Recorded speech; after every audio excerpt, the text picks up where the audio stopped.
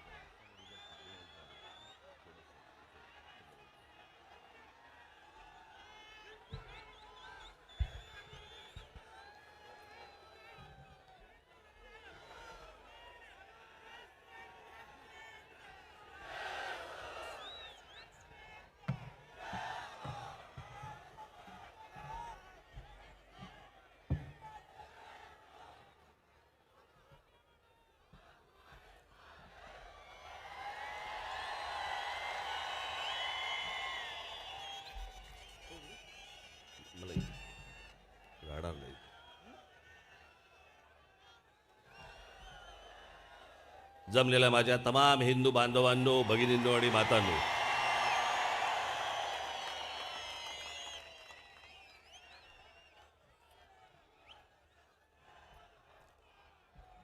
आज सर्वप्रथम आपणाला सर्वांना मी गुढीपाडव्याच्या मनपूर्वक शुभेच्छा देतो.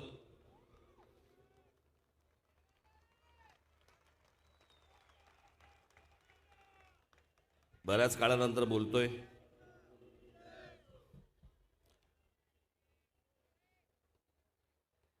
अनेकांनी मला विचारलं काल आणि आज एवढे मोठे स्क्रीन कशासाठी लावलेत.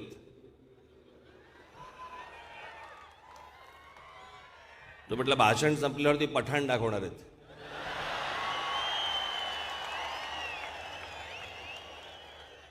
तर काहीतरी उद्देश असेल म्हणून तर लावले ना.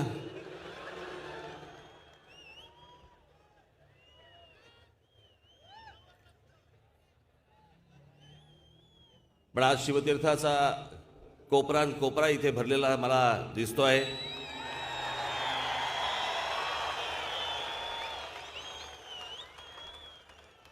अनेकांनी सांगितलं होतं की हा संपलेला पक्ष आहे. हा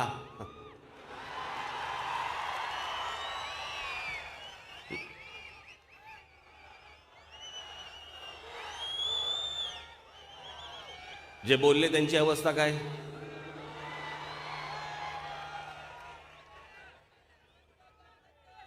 आज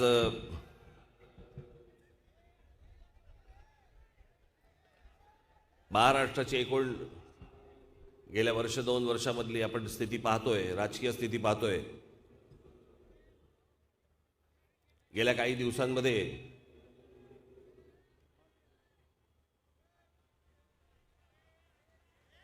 आपण राजकारणाचा झालेला सगळा खेळ, बट्ट्याबोळ सर्वच पाहत आलो.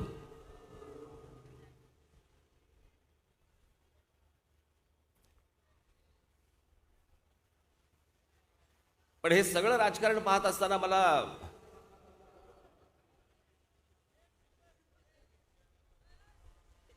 वाईट वाटत होतं.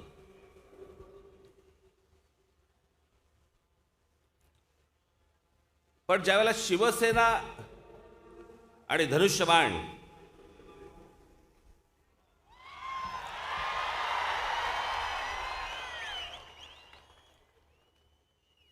हे तुझं का माझं, का माझं का तुझं, हे ज्या वेळेला चालू होतं त्यावेळेला वेदना होत होत्या.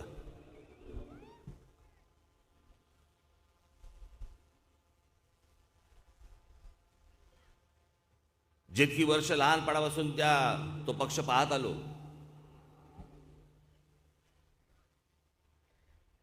पाहत काय आलो, तो पक्ष जगलो.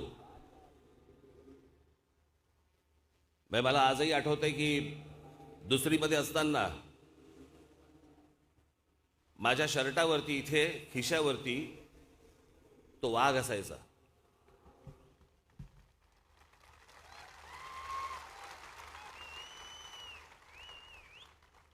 आणि तोही बरोबर याच बाजूला.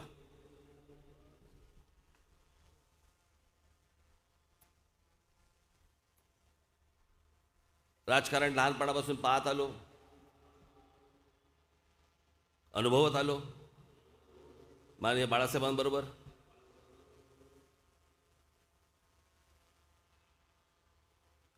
असंख्य लोकांनी कष्ट घेऊन उभी केलेली,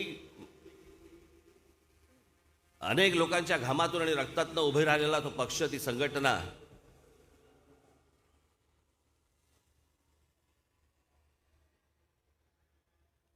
मी ज्यावेळेला त्या पक्षातनं बाहेर पडलो,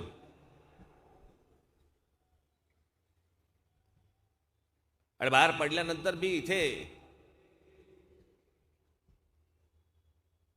माझं ज्यावेळेला भाषण झालं होतं त्या भाषणामध्ये मी असं म्हटलं होतं की माझा वाद हा माझ्या विठ्ठलाशी नाही आहे, तर त्याच्या आजूबाजूच्या बडव्यांशी आहे.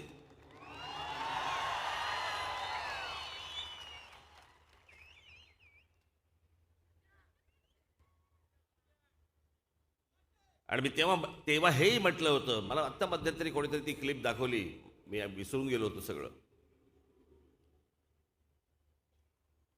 की ही चार टाळकी हा पक्ष खड्ड्यात घालणार, आणि खड्ड्यात घातल्यानंतर त्या गोष्टीचा वाटेकरी माझी व्हायची इच्छा नाही, म्हणून मी बाहेर पडत आहे.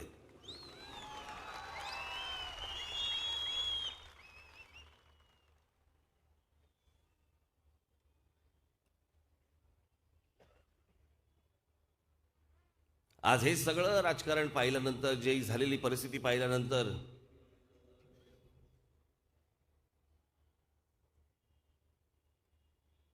जसं असतं ना त्या तुमच्या टेलिव्हिजन सिरीज असतात, त्याचे एपिसोड्स असतात, आणि पुढचा एपिसोड तुम्ही लावला की त्याला एक रिकॅप येतो. रिकॅप म्हणजे अगोदरच्या एपिसोडमध्ये काय झालंय हे पहिलं तुम्हाला सांगतात, आणि मग तुम्ही पुढच्या एपिसोडला जाता.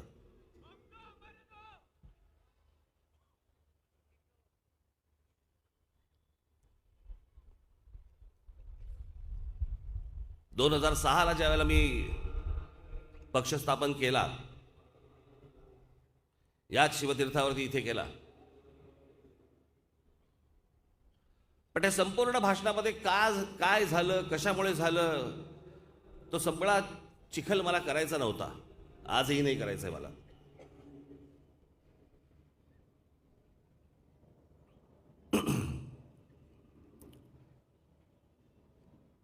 पण काही गोष्टी ज्या पसरवल्या गेल्या, की राज ठाकरेला ते शिवसेना प्रमुखपद पाहिजे होतं, त्याच्या हातात अख्खा पक्ष पाहिजे होता, आणि ते होऊ शकलं नाही म्हणून राज ठाकरे बाहेर पडला. झूट. माझ्या स्वप्नात कधी आलं नाही, माझ्या मनाला कधी शिवलंही नाही.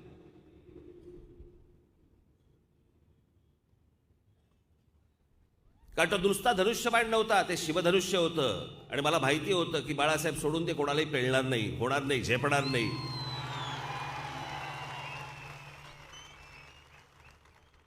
एकाला झेपलं नाही, माहित नाही दुसऱ्याला झेपेल की नाही.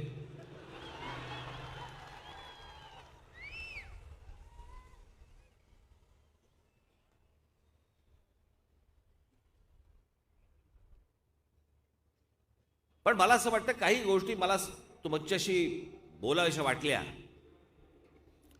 एखाद दोन गोष्टी मला काही चिखल नाही करायचा परत, मला घरातल्या गोष्टी बाहेर पण काढायच्या नाहीत.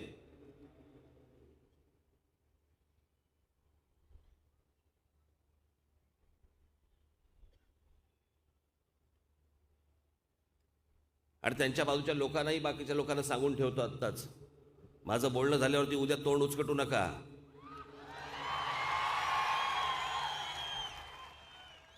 त्याच्यानंतर माझ्या थोबाडातलं काय काय बाहेर पडेल ते झेपायचं नाही तुम्हाला.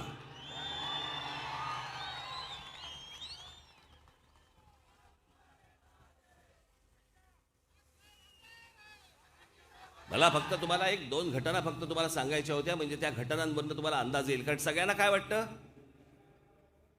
तो फक्त सारखा तो महाबळेश्वरचा प्रसंग सांगितला जातो.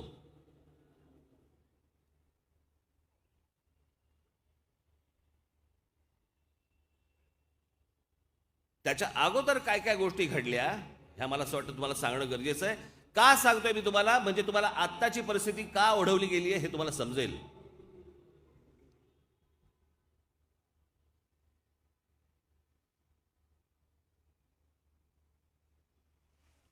अनेक गोष्टी झाल्या, अनेक काय काय काय काय गोष्टी झाल्या. मला माहिती होतं की मला भिंतीकडे सगळा दाबण्याचा प्रयत्न होतोय.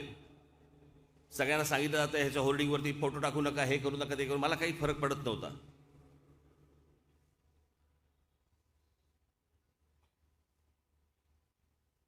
मी एके दिवशी उद्धवकडे गेलो आणि त्याला सांगितलं, म्हटलं गाडीत बस, आपल्याला बाहेर जायचंय. कुठे जायचंय? म्हटलं चल. इथून निघालो आम्ही आणि हॉटेल ओबेरॉयला गेलो. आता काय त्याचं नाव काय जे असेल ते.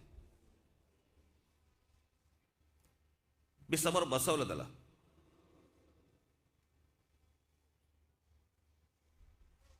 मी हे जे तुम्हाला आता सांगतोय, इथे शिवछत्रपती आहेत, शिवछत्रपतींची शपथ घेऊन तुम्हाला सांगतोय मी हे.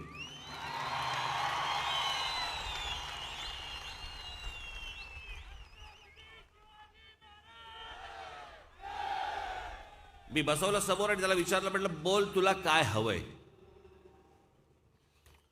तुला पक्षाचा अध्यक्ष प्रमुख व्हायचंय? हो.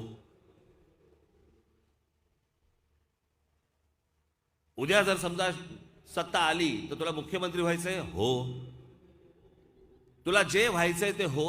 मला फक्त सांग माझं काम काय. मला प्रचाराला फक्त बाहेर काढू नका तुम्ही. एरवी आतमध्ये ठेवून द्यायचा आणि प्रचाराला बाहेर काढायचा. आणि मी प्रचार केल्यानंतर निवडून आलेल्या लोकांनी जबाबदारी सांभाळायची नाही. पुढच्या वेळेला प्रचाराला जायचं, काय तोंड दाखवू त्यांना?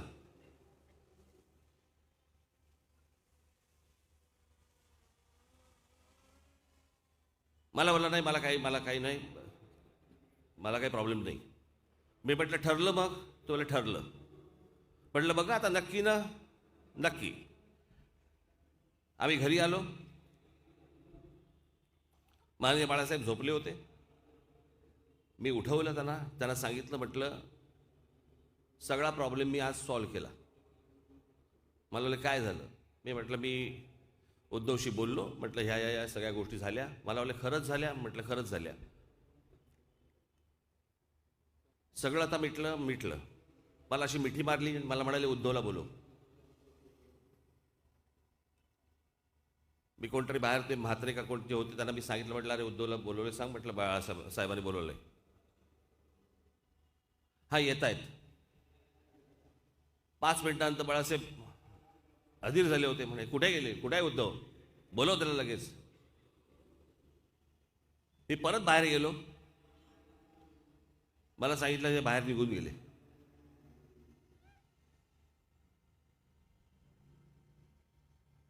या सगळ्या गोष्टी एवढ्यासाठी चालू होत्या की हे म्हणजे मी बाहेर कधी जातोय, पक्षातली जी माणसं आहेत ही बाहेर कधी जात आहेत, त्रास देऊन ही बाहेर कशी टाकता येतील, हे अजून चिडतील, अजून काहीतरी करतील, ह्यांना कसं बाहेर करता येईल याच्यासाठी. मी तुम्हाला नारायण राणेचा प्रसंग सांगतो. नारायण राणे बाहेर गेलेच नसते. जेव्हा नारायण राणेचं हे सगळं ठरल्यावरती मी नारायणरावांना फोन केला. म्हटलं नारायणराव काय करताय? म्हटलं मी साहेबांशी बोलतो. म्हटलं जाऊ नका.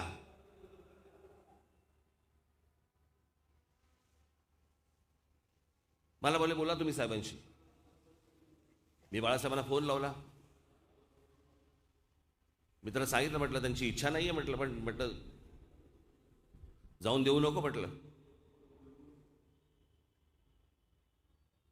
मला बोलले लगेच घेऊन ये घरी. मी म्हटलं नक्की ना? मला बोलले घेऊन ये घरी. फोन ठेवला. मी नारायणरावांना फोन लावला. म्हटलं आत्ताच्या आत्ता इकडे या, आपल्याला साहेबांकडे जायचंय. मला बोलले निघालोच. ते तिथून निघाले. मला परत 5 मिनिटात फोन आला म्हणजे बाळासाहेबांचा. अरे त्यांना नको बोलवूस. मला कोणतरी मागे बोलतोय असं दिसत होतं, ऐकू येत होतं. मला म्हणाले की त्यांना नको बोलूस. काही नाही, मला फोन करून त्यांना सांगायला लागलं येऊ नका.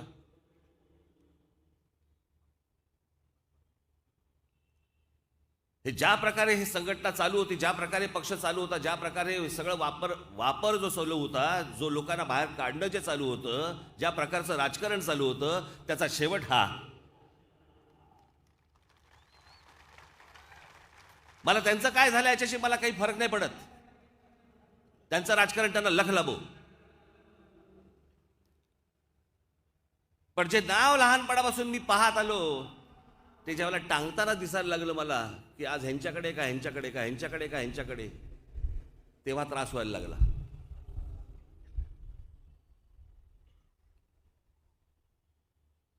मी ज्यावेळेला बाहेर पडलो शिवसेनेत तर माझ्या मनात विश्वास ठेवा माझ्यावरती, माझ्या मनात पण नव्हतं मी पक्ष काढेन. बाळासाहेबांसमोर पक्ष काढायचा, कोण साथ देणार, कोण येणार बरोबर, काही माहित नाही.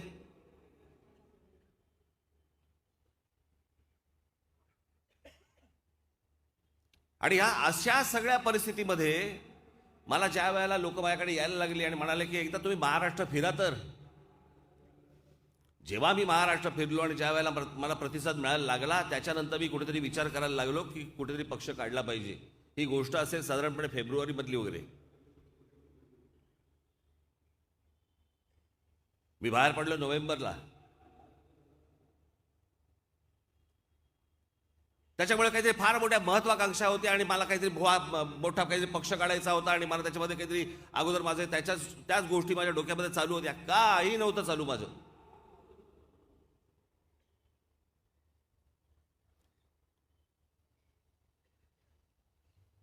मला आज जी परिस्थिती झाली आहे ना, त्या परिस्थिती समोर मला तुम्हाला हे सांगणं आवश्यक होतं की काय काय गोष्टी झाल्या. अनेक गोष्टी झाल्या.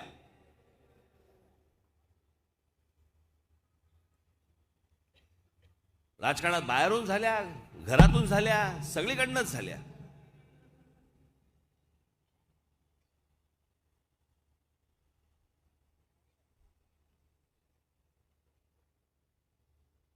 आणि आज हे सगळं राजकारण जे चालू आहे ना, आज मान्य बाळासाहेब असते तर ही गोष्ट, ह्याची गेले 2 वर्षाची गोष्ट चालू आहे, 2.5 वर्षाची गोष्ट चालू आहे, होऊ दिली असती का?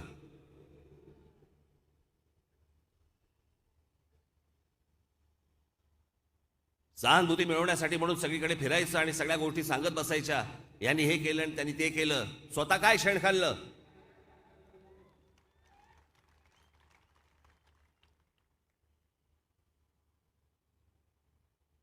काय असतं, स्मरणशक्ती असते ना, ती जरा कमी असल्यामुळे मागच्या झालेल्या गोष्टी आहेत आपण पटकन विसरतो. मला तुम्हाला परत सांगायच्या. आठवून बघा ती 2.5 वर्षापूर्वीची गोष्ट. शिवसेना आणि भारतीय जनता पक्षाने एकत्र निवडणूक लढवली आणि एकत्र निवडणूक लढवल्यानंतर मला असं वाटतं महाराष्ट्रातल्या मतदारांनी या गोष्टींचा विचार करणं गरजेचं आहे. तुम्ही विचार केला पाहिजे या गोष्टींचा. सगळीकडनं एक कॅम्पेन करायचं की मतदारांनी आपापली जबाबदारी पार पाडली पाहिजे, मतदानाचा अधिकार तुम्ही निभावला पाहिजे, तुम्ही मतदान केलं पाहिजे. आणि उन्हातानामध्ये उभं राहिल्यानंतर, रांगेमध्ये उभं राहून मतदान केल्यानंतर हे ह्यांचा खेळ खेळत बसणार.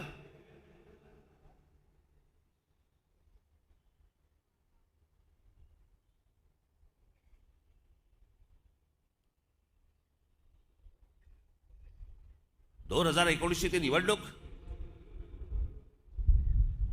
संपली, आकडेवारी आली आणि आकडेवारी आल्यानंतर एकत्र निवडणूक लढवून, युतीमध्ये निवडणूक लढवून शिवसेनेने सांगितलं, उद्धव ठाकरेंनी सांगितलं की 2.5 वर्षाचा मुख्यमंत्री तुम्ही मान्य करा. निवडणुकीमध्ये बोलला होतात. 4 भिंतीमध्ये म्हणा मला अमित शहानी सांगितलं. मी मुद्दामून तुम्हाला सांगतोय, विसरला असाल परत मुद्दामून तुम्हाला सांगतोय.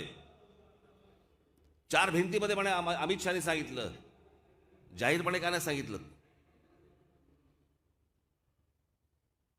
ज्यावेळेला नरेंद्र मोदींच्या व्यासपीठावरती बसून ज्यावेळेला नरेंद्र मोदी सांगत होते की पुढचा मुख्यमंत्री देवेंद्र फडणवीस असेल, आक्षेप का नाही घेतलात? अमित शहाच्या व्यासपीठावरती बसून तुम्ही अमित शहा ज्यावेळेला सांगत होते की पुढचे मुख्यमंत्री देवेंद्र फडणवीस होतील, आक्षेप का नाही घेतलात?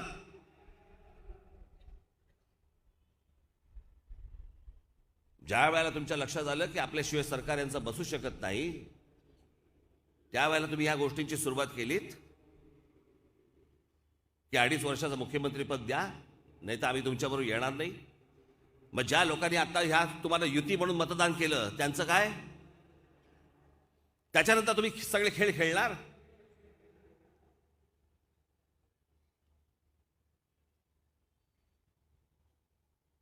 आणि त्याच्यानंतर काय केलं तुम्ही? ज्यांच्या विरोधात निवडणूक लढवलीत तुम्ही काँग्रेस एनसीपीच्या, त्यांच्याबरोबर जाऊन मुख्यमंत्रीपद घेतलं, त्यांच्याबरोबर कारभार केला. त्याच्या आधी भारतीय जनता पक्षाने अजित पवारांबरोबर शपथविधी केला. काय चाललंय, काय चाललंय?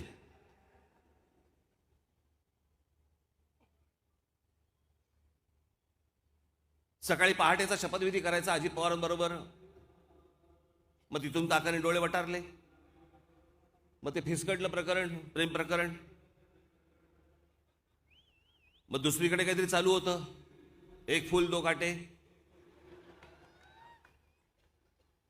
मग ते सगळं जमलं. ही जी सगळी थेरं चालू आहेत, ही थेरं यांना करण्यासाठी म्हणून, त्याच्यासाठी म्हणून मतदान करता तुम्ही.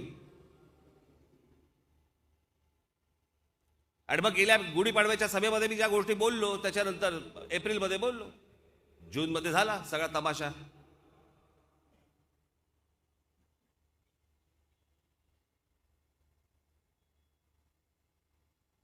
अलीबाबा आणि त्याचे 40 जण गेले. त्यांना चोर फक्त म्हणता येत नाही मला, कारण ते चोर नाहीत. यालाच कंटाळून गेले. या कोविडच्या काळामध्ये हा माणूस भेटायला तयार नव्हता कोणाला. मुख्यमंत्री एक आमदार भेटायला गेला, त्याच्या मुलाबरोबर भेटायला गेला, मुलाला बाहेर ठेवा म्हणाले आणि फक्त आमदाराला भेटले. का? कोविड. का? मुलाने काय होणार होतं?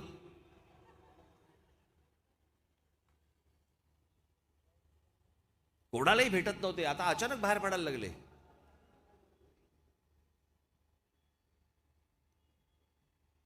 आणि मग 19 जून 20 जूनच्या सुमारास आपल्याला कळलं, 21 जूनला, की एकनाथ शिंदे आमदार घेऊन सुरतला गेले.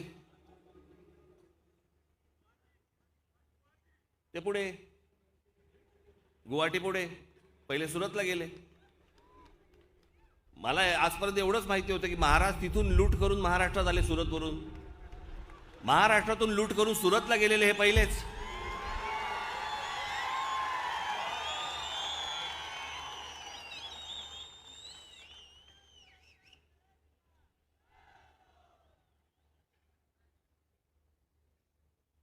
आणि मग ते काय गुवाहाटी आणि काय गोवा काय आणि त्या सगळ्या गोष्टी करत करत करत आता तुम्ही बसलेले आहेत मुख्यमंत्री म्हणून. एकनाथ शिंदेना मला फक्त एवढंच सांगायचंय, महाराष्ट्र राज्याचे मुख्यमंत्री म्हणून तुम्ही बसलेले आहात, महाराष्ट्र राज्यासाठी काम करा.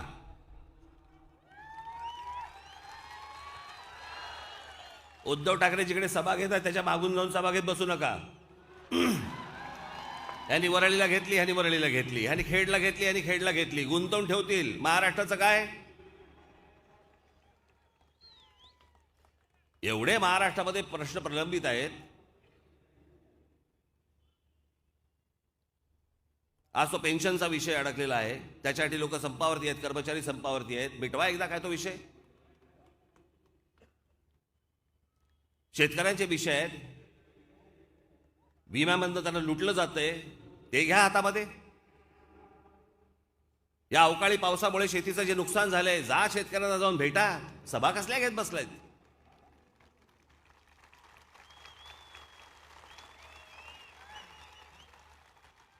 किती प्रश्न पडलेले आहेत.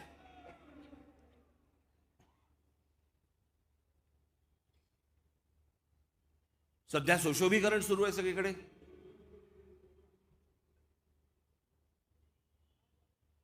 जेवढे दिव्याचे पोल्स आहेत त्यांना लाईट लावलेत. संध्याकाळी मुंबई बघताना मुंबई आहे का डान्स बार आहे तेच कळत नाही.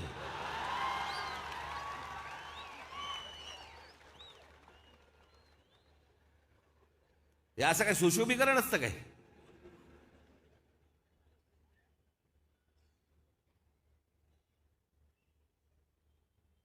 परवा दिवशी इथे या, इथेच कुठेतरी इथे 2 सिंह आहेत, त्यांच्या मागून लाल लाईट लावले होते. चला म्हटलं मुळव्यात झाली की काय ना. हे काय लाइटिंग लावायची पद्धत आहे का? लाईट लावायची पद्धत आहे? जगामध्ये जेव्हा तुम्ही फिरता, जगामध्ये जेव्हा जाता, त्यावेळेला बघा कशी स्वच्छ सुंदर चांगली शहरं असतात, दिवे नाही लावत.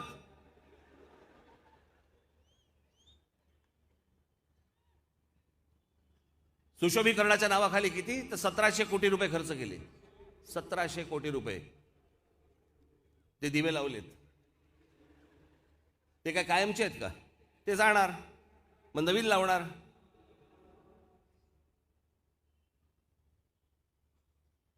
अहो, आपण कोण आहोत? आपण महाराष्ट्राचे नागरिक आहोत. या महाराष्ट्राचे, मी काल म्हटलं ना, ज्या महाराष्ट्राने देशाचं प्रबोधन केलं त्या महाराष्ट्राचं प्रबोधन करायची वेळ आली आज.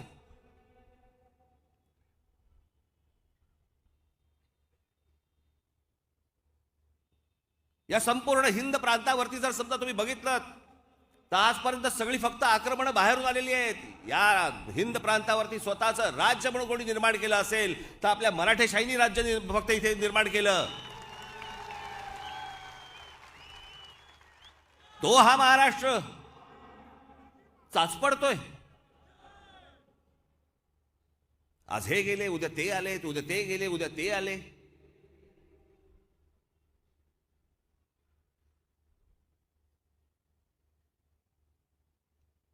कशा प्रकारचं राजकारण महाराष्ट्राने आजपर्यंत पाहिलं आणि कशा प्रकारचं राजकारण आज बघतोय महाराष्ट्र.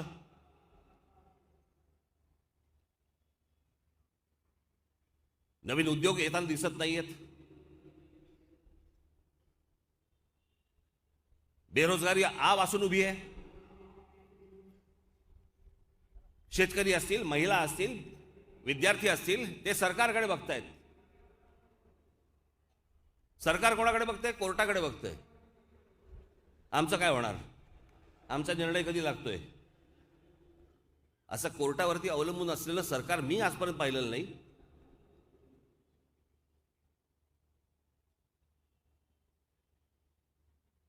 माझं तर म्हणणं आहे, आत्ताची राजकीय परिस्थिती पाहताना सर्वांनी एकदा ठरवा आणि आत्ताच विधानसभेच्या निवडणुका लावा. जो काय व्हायचा ना तो सोक्षमोक्ष एकदा होऊनच जाऊन देत.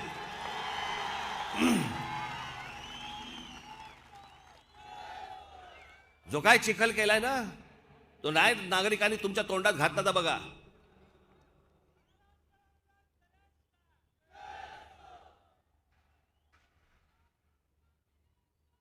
नवीन नवीन आहेत मुख्यमंत्री, ठीक आहे, समजू शकतो आपण.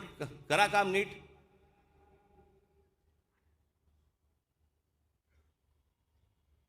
एवढ्या गोष्टी आहेत.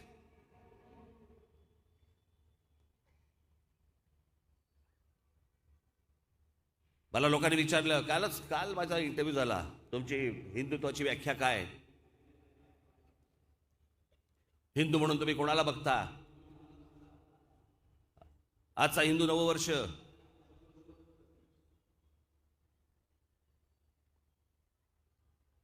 माझ्या हिंदुत्वामध्ये, आणि तो असलाच पाहिजे मला असं वाटतं. मी सांगितलं ना मागच्या वेळेला, मला धर्मांध हिंदू नकोय, मला धर्माभिमानी हिंदू हवाय.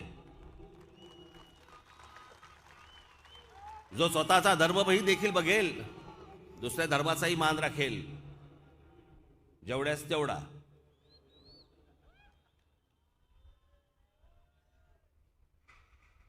पण मला माणसं पाहिजेत. मुस्लिम धर्मामधली देखील माणसं पाहिजेत, कोणासारखी पाहिजेत. मला जावेद अख्तरांसारखी माणसं पाहिजेत. या देशातल्या आजपर्यंत कुठच्याही नागरिकांनी आजपर्यंत पाकिस्तानामध्ये जाऊन पाकिस्तानला कधी खडे बोल सुनावले नाहीत. मी मुद्दामून तुम्हाला सांगतोय की द्वेषाने बघण्यासारखं काही नसतं समोर. पण जिथे कुरापती काढत असतील त्यांना त्याच पद्धतीचं उत्तर दिलं गेलं पाहिजे.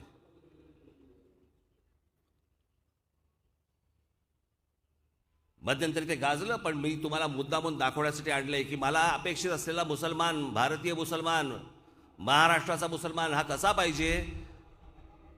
पाकिस्तानला 2 शब्द सांगणारा, त्यांना सुनावून येणारा आणि अशा प्रकारची हिंमत दाखवणारा मला मुसलमान पाहिजे. जावेद अख्तरांसारखा लावतो.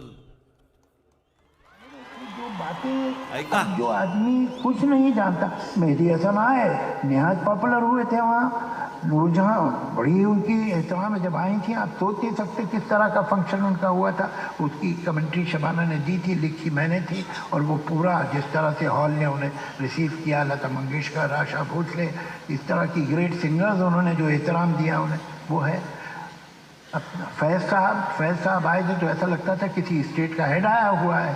आगे पीछे तो गाड़ियाँ चल रही होती थी, वो सायरन देती हुई, और जब आते थे तो गवर्नर हाउस में ठहरते थे. वहाँ का कोई टेलीविज़न नहीं था जिसने उन्हें कहा अब तो आपके यहाँ प्राइवेट चैनल आ गए हैं. पीटीवी पे तो कोई हिंदुस्तानी जा नहीं सकता था. कोई साहिर का, कभी कैफी का, कभी सरदार जाफरी का इंटरव्यू देखा आपने पीटीवी पे? हम आपको दिखाएंगे, हमारे यहाँ हुआ. तो ये जो बंदिश है कम्युनिकेशन पे, और कहीं एक कोशिश है कि लोग एक दूसरे को जान ना सकें, ये माफ़ कीजिएगा दोनों तरफ से. और शायद थोड़ी सी आपके यहाँ ज़्यादा है, अब कम हो रही है, मुझे खुशी है. तो ये मैं तकल्लुफ़ से काम नहीं लूँगा. हमने तो नुसरत के बड़े बड़े फंक्शन किए, मेहदी हसन के बड़े बड़े फंक्शन किए. आपके मुल्क में तो लता मंगेशकर का कोई फंक्शन नहीं हुआ. तो हकीकत ये है, चलिए अब हम एक दूसरे को इल्ज़ाम न दें, उससे सॉल्व नहीं होगा. ये अहम बात यह है कि ये जो आजकल इतना गर्म है फिजा, वो कम होनी चाहिए. हम तो बम्बई के लोग हैं, हमने देखा हमारे शहर पे कैसे हमला हुआ था. तो वो लोग नॉर्वे से तो नहीं आए थे, ना इजिप्ट से आए थे. वो लोग अभी भी आपके मुल्क में घूम रहे हैं. तो ये शिकायत अगर हिंदुस्तानी के दिल में हो तो आपको बुरा नहीं मानना चाहिए.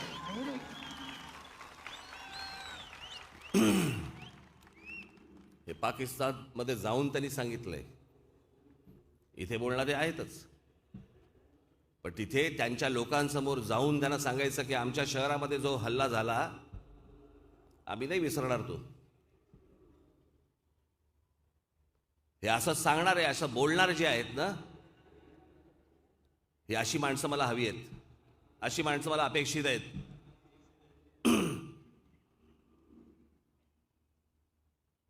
ना की जे आज सांगलीमध्ये चालू आहे.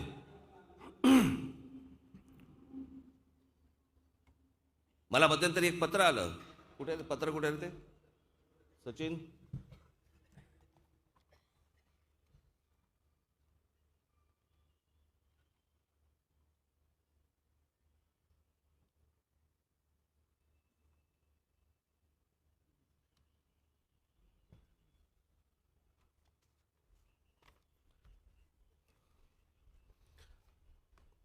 आम्ही खाली सही करणार हे कुपवाड येथील मंगलमूर्ती कॉलनी येथील रहिवासी लोक आहोत. मंगलमूर्ती कॉलनी या परिसरातील बहुतांशी लोक हिंदू राहतात. सदरची कॉलनी ही सन का या गटामध्ये प्लॉट पाडून मंगलमूर्ती कॉलनी बसलेली आहे. सदर भागामध्ये काही क्षेत्र हे डीपी रस्ता म्हणून तर काही क्षेत्र हे प्रायमरी स्कूल व प्लेग्राऊंड म्हणून आरक्षित आहेत. असे असताना सदर कॉलनीमधील प्लॉट नंबर 16, 17 अ व 17 ब या प्लॉटवर सदरचे आरक्षण असलेले नवीन विकसन प्लॅनमध्ये नमूद आहे. असे असताना सदर मोकळी प्लॉट जागा 3 गुंठे क्षेत्राची असून पूर्वीपासून येथे खेळाचे मैदान असून सदर मंगलमूर्ती कॉलनीतील रहिवासी त्याचा वापर करीत होते. असे असताना सदर जागेबाबत काही खोटी, बनावट व बेकायदेशीर कागदपत्रे तयार करून अब्दुल अर्जाज, उमर मुल्ला, राजू शेख वगैरे लोकांनी सदर जागेवर येऊन जागेवरती हक्क सांगण्यास सुरुवात केली. त्यास परिसरातील नागरिकांनी विरोध केला असता परिसरामध्ये झुंडशाहीने दहशत माजविणे, लोकांना शिवीगाळ करणे, रात्री अपरात्री घराचे दरवाजे वाजविणे, घरावरती दगड टाकणे, स्पीकरवरून मोठमोठ्याने आरडाओरडा करणे अशा प्रकारे त्रास व उपद्रव देण्यास सुरुवात केली. तसेच आजूबाजूच्या अन्य भागातील मुस्लिम समाजाच्या लोकांना एकत्र करून स्थानिक नागरिकांना धमक्या दिल्या गेल्या. त्याचप्रमाणे वेळोवेळी सदर गोष्टीस स्थानिक नागरिकांनी विरोध केला, परंतु पोलिसांनी योग्य ती दखल घेतली नाही. त्यातच सदर वर नमूद केलेल्या लोकांनी सदर जागेमध्ये मोठे पत्रे लावले असून काही बांधकामाच्या प्रयत्नात असल्याचा, तिथे मशीद बांधली जाते अनधिकृतपणे, आपल्या लोकांनी तक्रार करून देखील तिथे कोणतीही दखल घेतली जात नाही सांगलीमध्ये. त्याचे फक्त फोटो तुम्ही फक्त बघा. ही बातमी आली, सांगलीत 2 गटामध्ये मारामारी, मशिदीच्या दाव्यावर जखमी, 15 जणांवर गुन्हा. ही ते खेळाचं मैदान.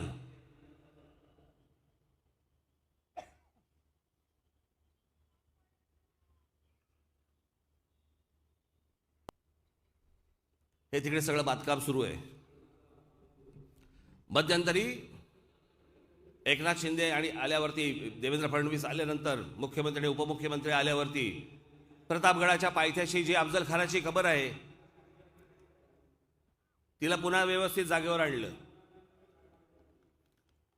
जे पसरलं होतं, वेडवाकडं जे पसरलं होतं त्याला परत जागेवरती आणलं. सगळं अनधिकृत बांधकाम तोडलं गेलं. त्याबद्दल सरकारचं अभिनंदन.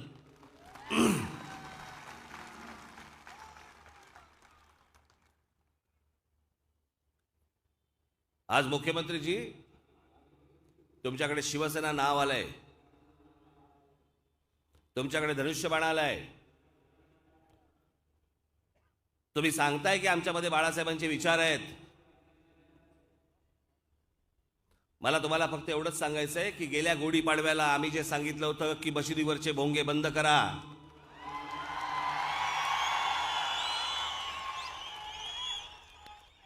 गेल्या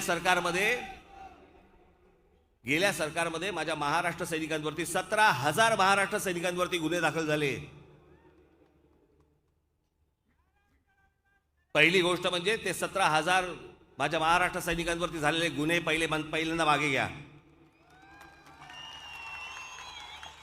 आणि दुसरं, एक तर तुम्ही सांगा की लाऊडस्पीकर बंद करा, अन्यथा आमच्याकडे दुर्लक्ष करा.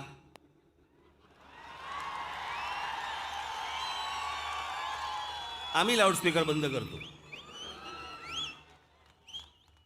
2 पैकी एक निर्णय एकनाथ शिंदे सरकारनं हा घ्यावाच लागेल. गेल्या काही दिवसांमध्ये पुन्हा ह्या मशिदींवरचे भोंगे परत मोठ्याने वाढायला लागलेत. मी विषय सोडलेला नाही, विषय सोडणार नाही. मी पुन्हा याच्यासाठी म्हणून मुख्यमंत्र्यांना भेटणार. मी मुद्दामून तुमच्या सर्वांच्या साक्षीने हा विषय आज काढला, त्याच्यासाठी परत मी जाऊन भेटणार. मगाशी मी तुम्हाला सांगितल्याप्रमाणे मुख्यमंत्र्यांना माझी विनंती आहे, महाराष्ट्रातल्या कामांकडे लक्ष द्या. महाराष्ट्रामध्ये काय काय गोष्टी पसरल्या जात आहेत, उभ्या होत आहेत, उभ्या राहत आहेत, अनधिकृतपणे उभ्या राहत आहेत, त्या गोष्टींकडे लक्ष द्या. या सांगलीतल्या गोष्टींकडे तुम्ही लक्ष द्या.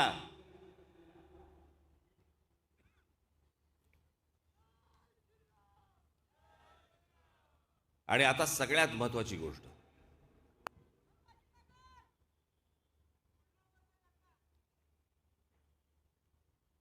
प्रशासनाचं दुर्लक्ष असलं ना,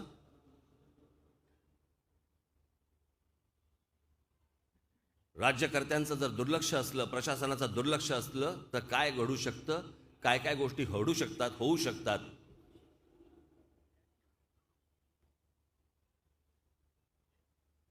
कारण सगळ्यांचंच राजकारणाकडे लक्ष, आतल्या सगळ्याच गोष्टींकडे लक्ष. पण गेल्या 2-2.5 वर्षांपूर्वी एक सुरू झालेली गोष्ट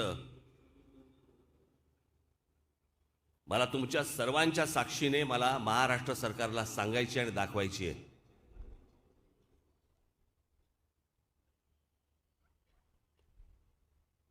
मी मध्यंतरी असाच या भागामध्ये इथे कुठे एकाकडे गेलो होतो. समोर पाहिलं, म्हटलं काहीतरी समुद्रात मला गर्दी दिसली, रस्त्यांमध्ये समुद्रात मला लोक दिसली, काय समजे ना. मग मी एकाला सांगितलं, म्हटलं जरा जरा बघ रे काय आहे ते. आणि मग त्या माणसाने मला, हे असले ड्रोन आहेत ना फिरतात, याच्यावरनं मला शूट करून माझ्याकडे काही क्लिप्स आणल्या. प्रशासनाचं दुर्लक्ष असल्यावरती काय गोष्टी घडू शकतात.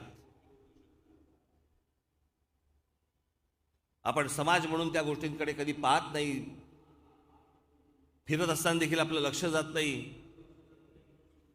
पण याच गोष्टींचे गैरफायदे कशा प्रकारे घेतले जातात. मला असं वाटतं तुमच्या भागामध्ये देखील तुम्ही दक्ष असलं पाहिजे, तुमचं लक्ष असलं पाहिजे की कोणत्या गोष्टी होत आहेत.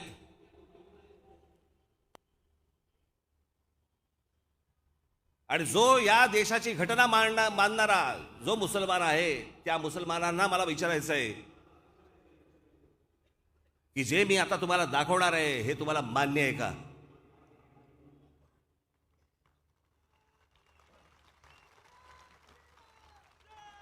सगळ्यांचं दुर्लक्ष असल्यावरती कशा गोष्टी घडतात पहा तुम्हीच. एक मिनिट जर थांब.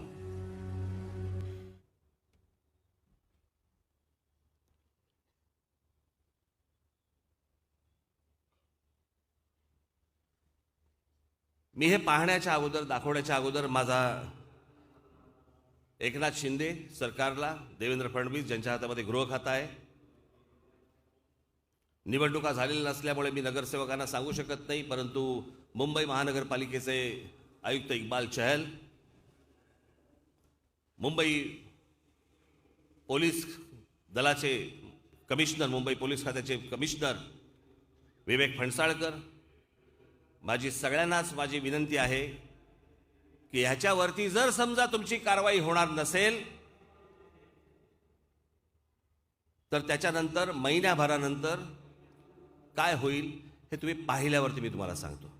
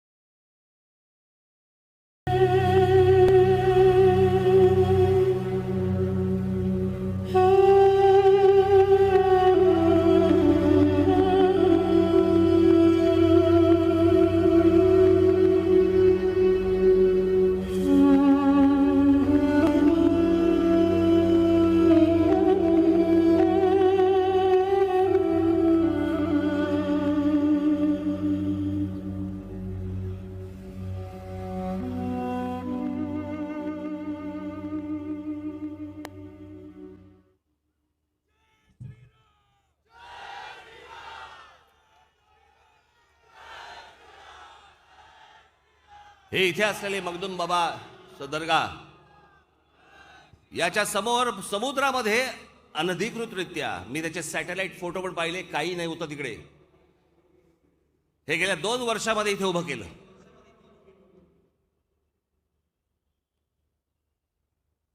माहीम पोलीस स्टेशन तिकडे जवळ आहे, लक्ष नाही. महानगरपालिकेचे लोक फिरत असतात, पाहिलं नाही.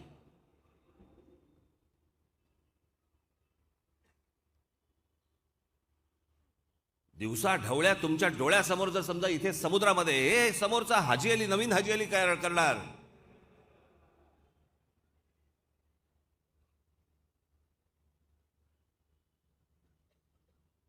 आता प्रशासनाला, मुख्यमंत्र्यांना, उपमुख्यमंत्र्यांना, पोलीस कमिशनर यांना, महानगरपालिकेच्या आयुक्तांना मी आजच सांगतो, महिन्याभराच्या आत जर कारवाई झाली नाही, हे जर तोडलं गेलं नाही, तर त्याच्या बाजूला सगळ्यात मोठं गणपतीचं मंदिर आम्ही उभं केल्याशिवाय इथे राहणार नाही. मग साला काय व्हायचं ते होऊन जाऊन देत.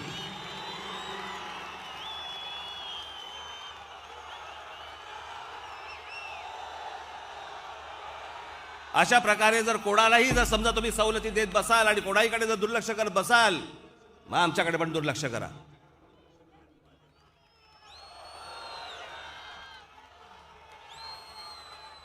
वाटेल ते फाजील चाळे चालू देणार नाही. मी तुम्हाला सांगतो ना हो, हे एकदा राज्य जर माझ्या हातामध्ये आलं ना, अख्खं राज्य सुतासारखं सरळ करून ठेवीन मी.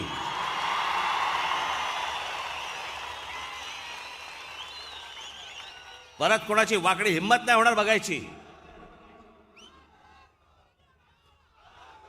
चला कोणी यावं आणि आम्हाला टपली मारून निघून जावा.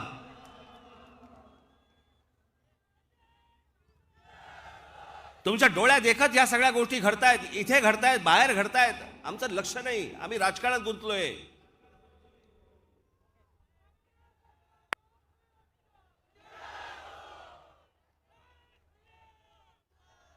म्हणून तुम्हाला तुमची ताकद ही सतत तुम्हाला दाखवावीच लागेल. गरज नाही खरं तर, पण दाखवावी लागेल.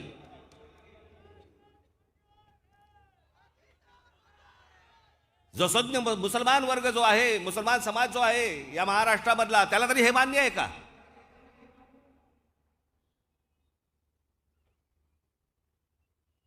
दिवसा ढवळ्या काही करायचं, तुम्ही कुठचीही अनधिकृत बांधकाम उभी करायची, कुठचा कसला दर्गा,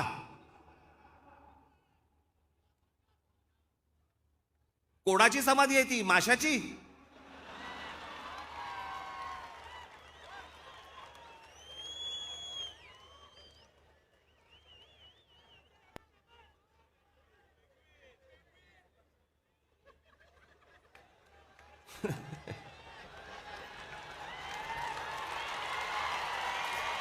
त्याने सांगितलं पेंग्विन. नाही नाही,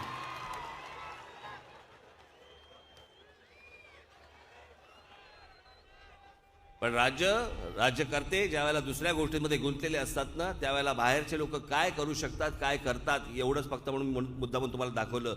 याच्यासाठी म्हणून तो हा स्क्रीन लावला होता.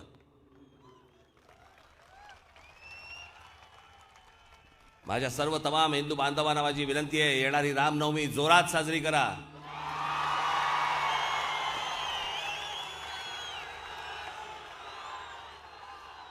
येत्या 6 जूनला आपल्या शिवछत्रपतींच्या राज्याभिषेकाला 350 वर्ष पूर्ण होत आहेत. मी स्वतः रायगडावरती जाणार आहे, आपणही सर्वांनी या.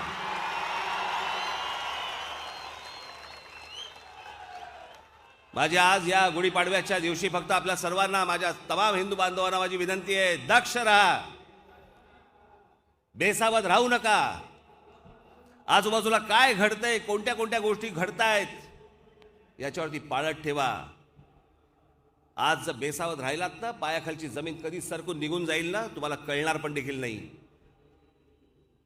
आणि म्हणून तुम्हाला फक्त आज या गुढीपाडव्याच्या दिवशी मी तुम्हाला सर्वांना मनापासून तुम्हाला सर्वांना शुभेच्छा देतो. आणि फक्त सर्वांनी आपण दक्ष राहावं, शासनावरती अंकुश ठेवावा, एवढंच आज आपल्याला सर्वांना सांगेन. मध्ये मध्ये भेटत राहूच आपण. एप्रिलमध्ये माझ्या ज्या उरलेल्या कोकणामधल्या ज्या 2 सभा होत्या, मी नाही त्यांच्या मागे जाते, पण मी त्याच्या आधी ज्या सांगितल्या होत्या मी कोकणामधल्या सभा घेणार आहे, त्या एप्रिलमध्ये मी तिथे सभेसाठी मी येईन. त्यावेळेला बाकीच्या इतर सविस्तर गोष्टी बोलूच. परंतु परत आज सगळेजण तुम्ही आज आलात, इतक्या मोठ्या संख्येने सगळे हजर झालात. आज तुमच्या सगळ्यांचे मी आभार मानतो. माझी खास करून इथे असलेल्या लोकांना, लोकांना विनंती आहे, महिलांना जाताना आपण व्यवस्थित वाट करून द्यावी, त्या व्यवस्थित जातील याकडे आपण सर्वांनी लक्ष द्यावं. आपण लांबून कुठून आलेला असाल, जाताना आपण गाड्या देखील नीट आपण व्यवस्थित चालवाव्यात. आपल्या घरचे देखील आपली सगळी येण्याची वाट बघत असतील. धन्यवाद. जय हिंद, जय महाराष्ट्र. धन्यवाद राजसाहेब. मनोरंजनाचं प्रबोधन, करमणुकीचं उद्बोधन, बातमी अचूक, माहिती बिनचूक. पाहत रहा राजमुद्रा न्यूज लाईव्ह.